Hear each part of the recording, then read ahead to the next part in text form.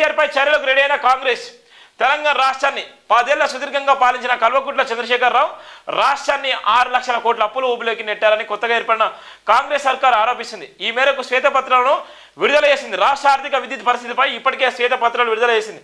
ఇక ఎన్నికల సమయంలో కుంగిన కేసీఆర్ మానస పత్రిక కాళేశ్వరం ప్రాజెక్టుపై విజిలెన్స్ విచారణకు ఆదేశించింది. రేవంత్ సర్కారు ఇప్పటికే సీరియస్గా ఉన్న నేపథ్యం కేసీఆర్పై చర్యలకు రెడీ అయినటువంటి కాంగ్రెస్ ఏదైతే కాళేశ్వరం ప్రాజెక్టు ఉందో, మేడిగడ్డ ప్రాజెక్టు ఉందో, ఏదైతే అవినీతి జరిగిందని పేపర్లలో వచ్చిన సందర్భంలోనే గతంలో కూడా మనం చెప్పడం జరిగింది, గతంలో లైవ్లో కూడా చెప్పడం జరిగింది. ఏదైతే సిబిఐ, ఏసీబీ కానీ, ఈడీ కానీ ఏవైతున్నాయో ఎందుకు చర్యలు తీసుకోలేకపోతున్నారు, ఎందుకు కేసు పెట్టలేకపోతున్నారు, అవినీతి జరిగిందని ప్రభుత్వమే చెప్తుంది.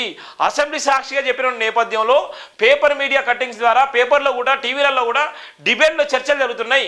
అవినీతి జరిగింది బీఆర్ఎస్ హయాంలో అత్యంత అవినీతి ఎక్కడ కూడా జరగలేదని చెప్పిన నేపథ్యంలో ఏదైతే పేపర్లలో వచ్చినటువంటి కట్టింగ్సే కానీ అసెంబ్లీ చెప్పిన ఆధారాలతో సహా ఎందుకు ఎఫ్ఐఆర్ చేయాలన్నటువంటి వార్తలకు ఎంబటే కాంగ్రెస్ ప్రభుత్వం స్పందించింది.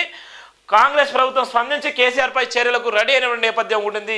ఇది జేబీఎం టీవీలో ఉన్నటువంటి ప్రధాన వార్త. జేబీఎం దినపత్రిక ప్రధాన వార్తల సారాంశమే ఇవాళ కేసీఆర్ మీద చర్యలు కూడా రెడీ అయినటువంటి వార్తను కూడా ఇక్కడ మనం చూస్తున్నాం. ఇక్కడ ప్రధానంగా ఉన్నటువంటి వార్తను కూడా చూసేటువంటి ప్రయత్నం చేస్తున్నాం.